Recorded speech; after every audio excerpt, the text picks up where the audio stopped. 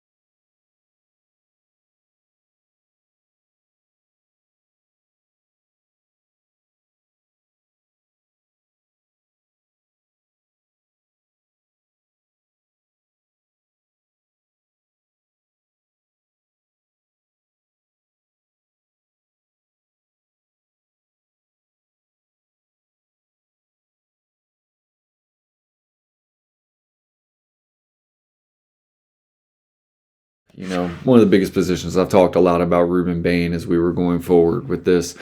Um, I love Ruben Bain. Ruben Bain was present. We also had Jeremiah Love, Caleb Downs, Arvell Reese, Jordan Tyson, Cardinal Tate. I mean, basically, you had all the top four. The top four that can go in the top 10 from the Ohio State University were all there.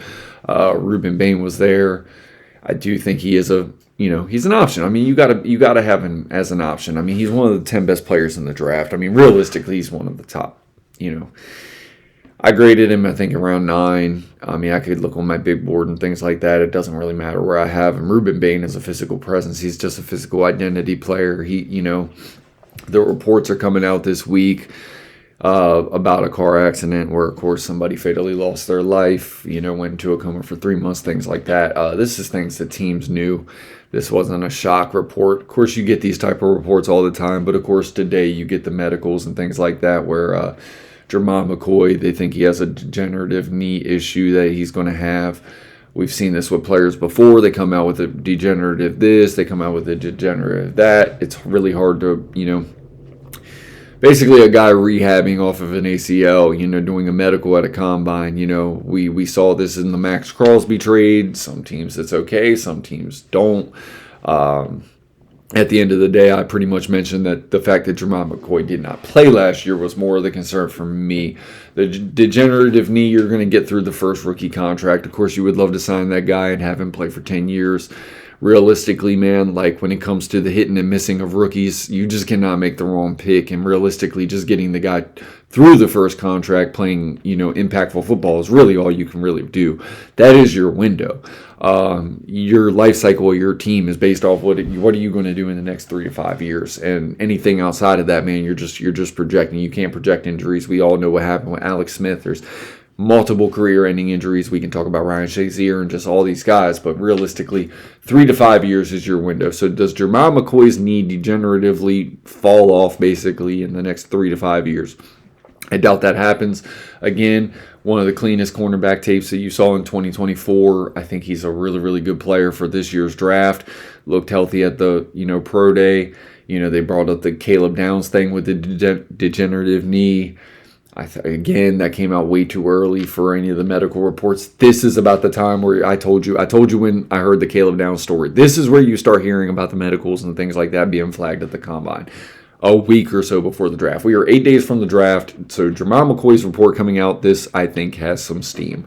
But again, man, we've heard about this with John Allen with the labrum issues and things like that, and then he never had a shoulder injury in the NFL. Of course, now year 8, year 9, year 10, the player falls off anyway around that time anyway. I mean, they start to have to become, the savvy veteran where the speed maybe isn't there.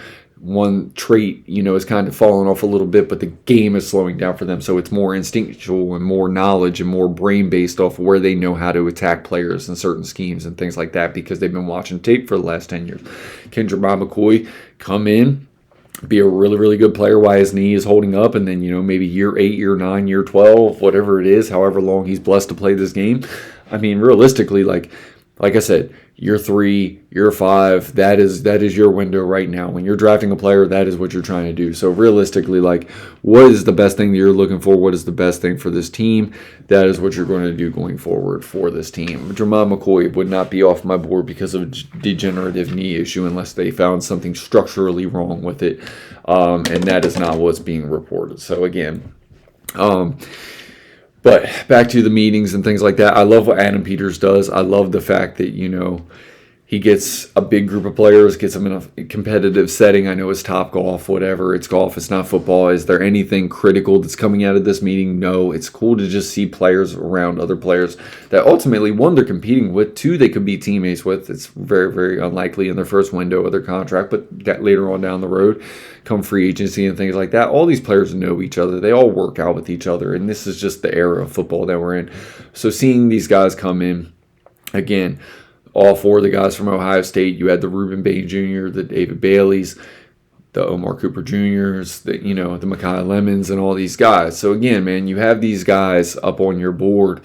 You get them guys into a competitive setting. You also give them a little bit of fun and things like that where they get to play Topgolf. It's not all coming in for the meeting, trying to be this guy, interview this, that, meeting the coaches, all business, things like that. Because realistically, man, there is life outside of football, and enjoying it and seeing what these guys are around other characters this is the closest you're going to ever get to see to a prospect in their personal life. Are they the same player that you interviewed? Are they the same player that their coaches and all of your scouts were telling you about on and off the field?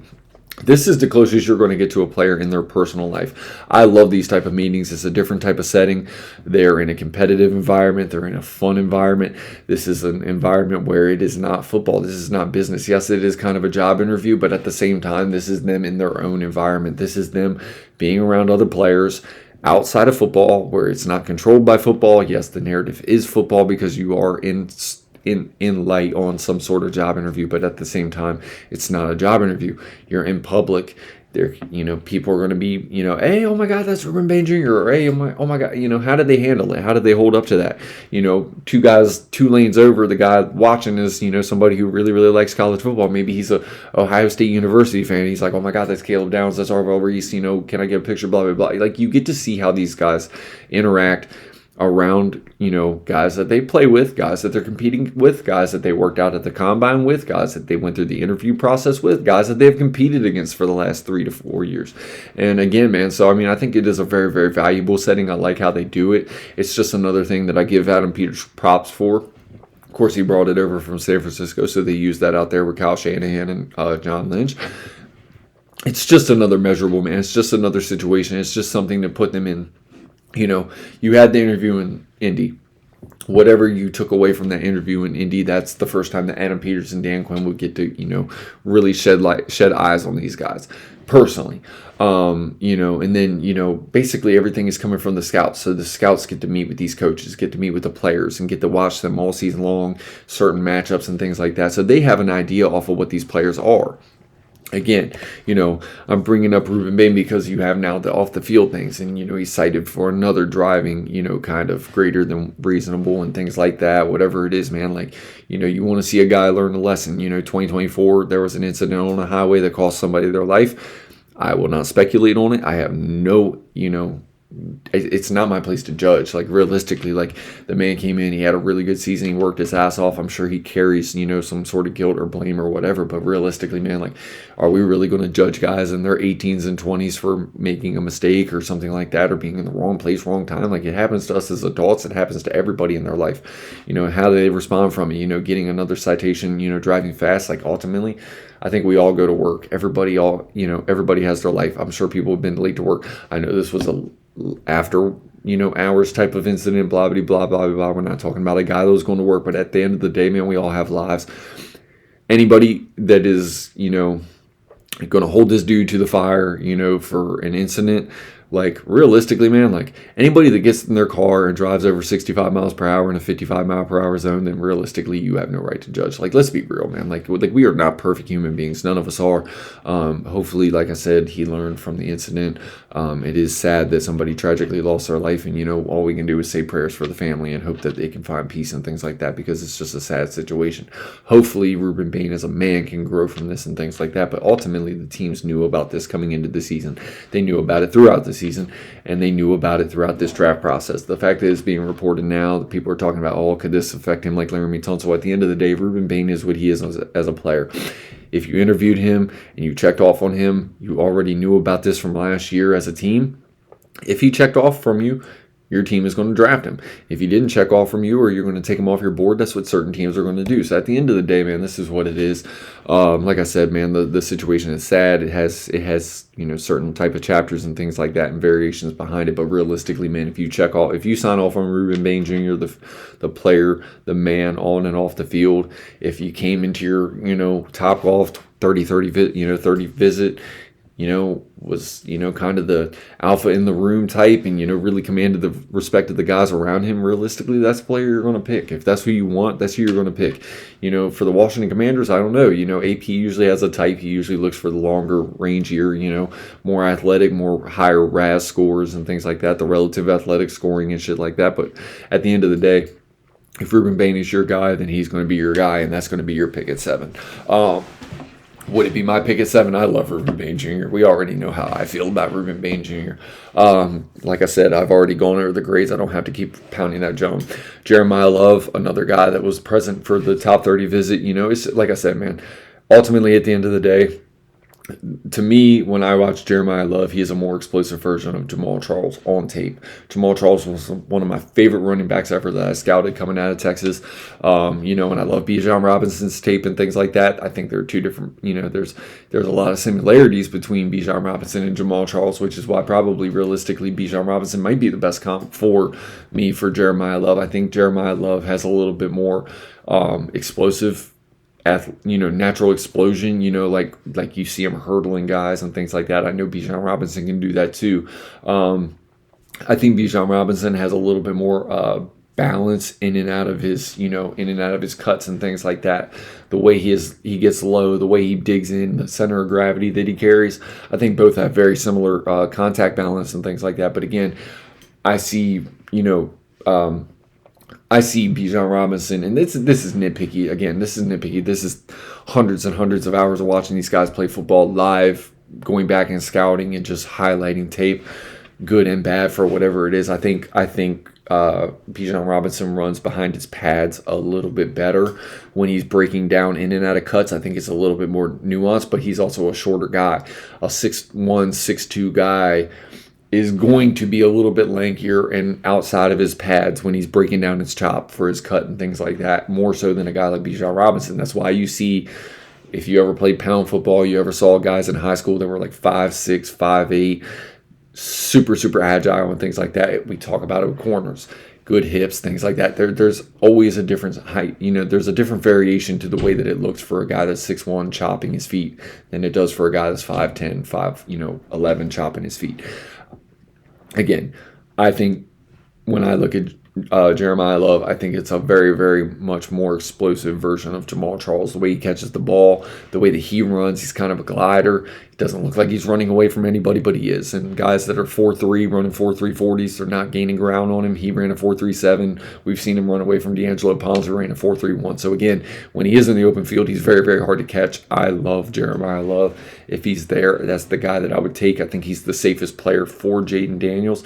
I understand the need to get more pass catchers and things like that around Jaden Daniels, but this is another deep class of wide receiver. Next year is another deep class of wide receiver, and not is it just deep next year coming out, but realistically the top end blue caliber players, there's going to be quite a few of them guys.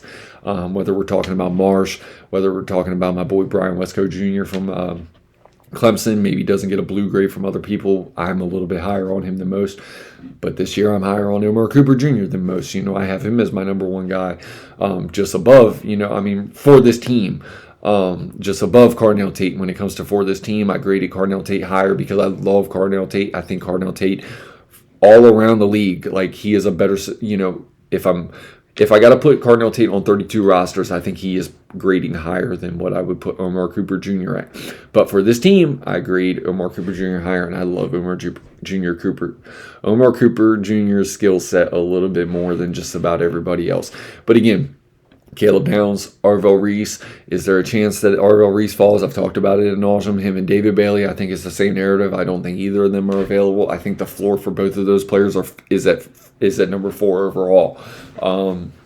Depending on what the Arizona Cardinals do. If I've done mocks, my last mock will probably be even more, in depth as far as what I think is going to happen from that position. But realistically, I think an offensive lineman does go before the Washington Commanders. Could 2 of them go? I think realistically they should. If I was the Cleveland Browns, if I was the Arizona Cardinals, that is the direction that I would go. I'm not picking for these teams, so it doesn't really matter. I also have higher grades on these offensive linemen than I think the consensus is. I think Spencer Fanu is very, very worthy of going in the top 5, top 6.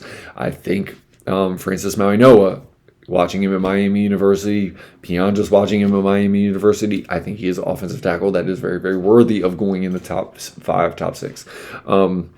So again, I would have no problem with Arizona picking either of them guys at 3, depending on their preference.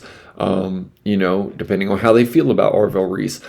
Do I think the Titans should be going edge rusher? Realistically, I think they should. Or they should be going offensive line, because realistically, man, I know they've drafted I know they have offensive tackles. I know that they drafted Penning to be a offensive tackle. He ended up sliding into guard. I know they drafted J.C. Latham. I know they, realistically, man, there's a ton of pressure on Cam Ward, and Cam Ward likes to hold the ball. I think an offensive lineman would go much further than, any other position for, Cam Ward. Personally, I drafted them Jeremiah Love because of what he would do for Jaden Daniels, what he would do for Cam Ward, opening the things up. I think taking a lot of things off of Cam Ward, because I think Cam Ward has a lot of developing to do. Is that the best thing for Jeremiah Love? No. The best scheme fit for me, the best 2 fits for Jeremiah Love for me are the Kansas City Chiefs and the Washington Commanders. That's the best situation that he could go to. I believe in both of their quarterbacks.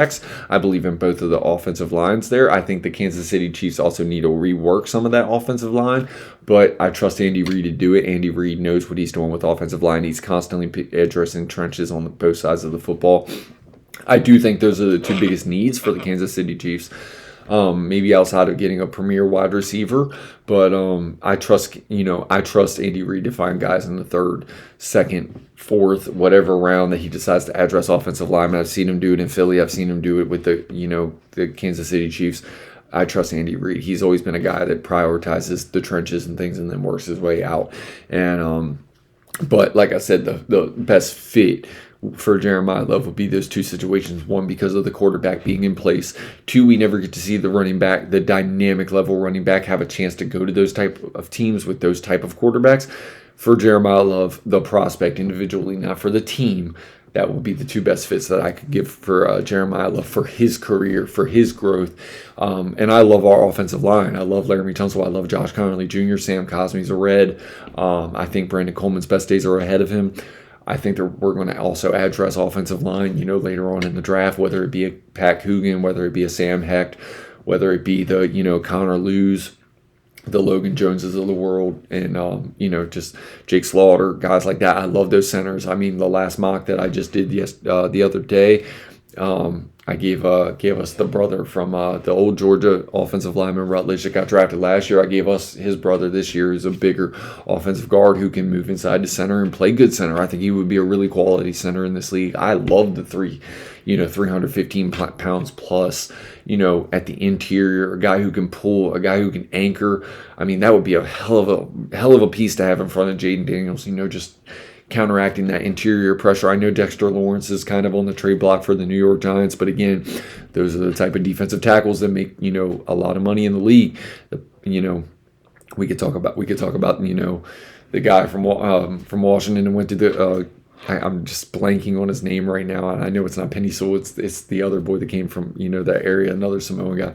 I wanted him here. We ended up getting Deron Payne. I wanted Deron Payne a little bit more because of the explosive ability, but he has been a much better player. And I had a very high grade on him too.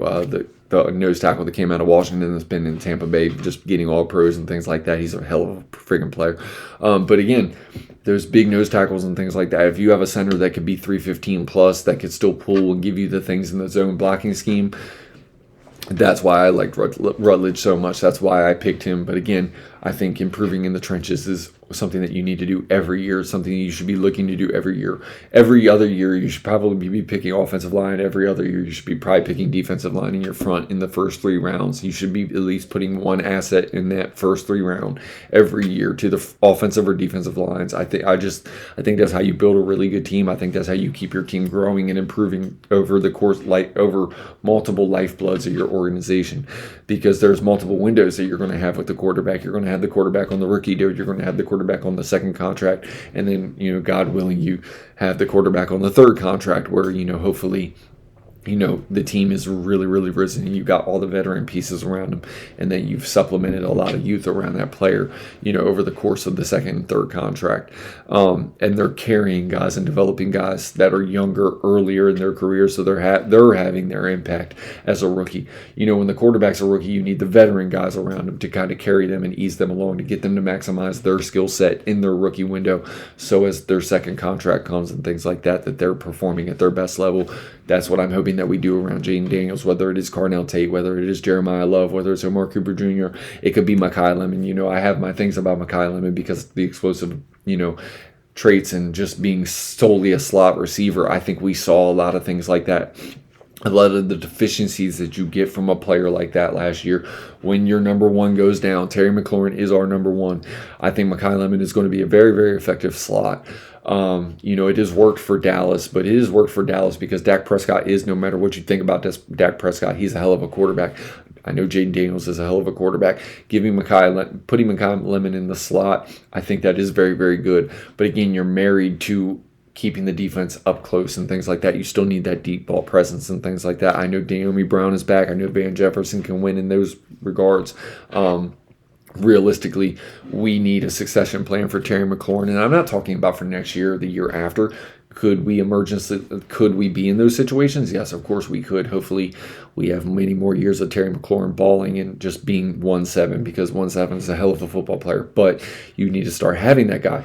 And if Terry does play 5 more years or whatever, you still have a guy that can pair with him and be the 1A, 1B, or be the 1A to Terry being, 1B, and kind of, supplementing him to being that Santana Moss piece, over the course of his career as he ages out and things like that. So again, I think we're going to be more offensive driven in this draft, unless, like I said, the Arvell Reese, David Bailey's fall, or unless Ruben Bain really truly is their guy. I have my own thoughts on that. I've spoken on that multiple times, but again, so this is what I'm taking away. The Commanders are going to unveil their uniform, so again, this is what it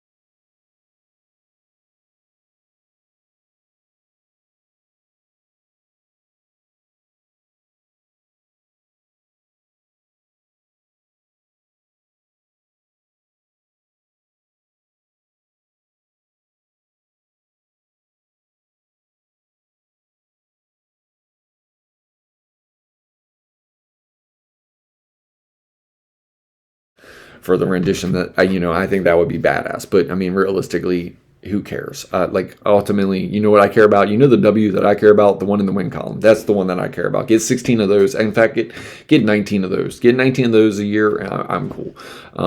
Other than that, I could care less what they call us. I could care less what it is. You know, if you really are so hung up on a logo or whatever, dude, realistically, all I care about is we are the same colors as what we used to be.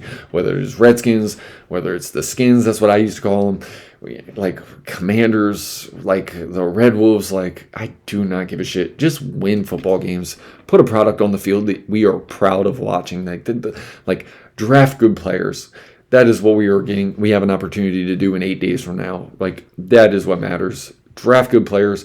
Coach, don't have the bullshit off the field like we used to have with Dan Snyder. I don't need the, whatever is going on with Rossini and Vrabel. Like, I don't need none of that shit. All I care about is the product on the field. I care about these players gelling in the locker room. I care about a really, really good culture being here.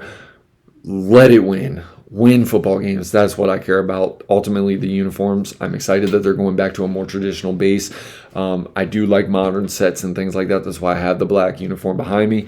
I do like, the olds. I don't care. Like, I don't care. Like, if I'm going to buy a jersey every year, I'm going to buy a jersey every year. If I'm not going to buy a jersey, I'm not going to buy a jersey. Like at the end of the day, if I love the player, I'll probably buy the jersey. So that's just me and my preference. I bought the new white ones when, Jahan Dotson was drafted. Bought the black one when Emmanuel Forbes was drafted. Bought the black one when Jaden Daniels was drafted. Like, at the end of the day, if you're going to buy jerseys, you're going to buy them. If you're not going to buy them, you're not going to buy them. The helmet, if they do the W with the spear, cool. If not, I don't care. Like, at the end of the day, win football games. That's what I care about. That's what I do love about the Nats. Another curly W in the book, but it works for them because it's really, really hard to depict what a national is. For the Commanders, I do feel like you can artistically visualize and depict what a commander is. I think they could do a lot of things, but realistically, I don't run the show there. It's just my team. I just support them. I just love them, and I just love scouting football. And that's why I never talk about these type of topics. I never bring them up. It's not really my thing. I'm bringing it up today because today is the jersey unveil. It's April 15th. Get your taxes done. Whatever you got to do to keep them off your ass. But again, thank you for checking out the pod. Like, comment, subscribe, do all those things. If you'd like it, if you don't want to, whatever, man. I do the best I can.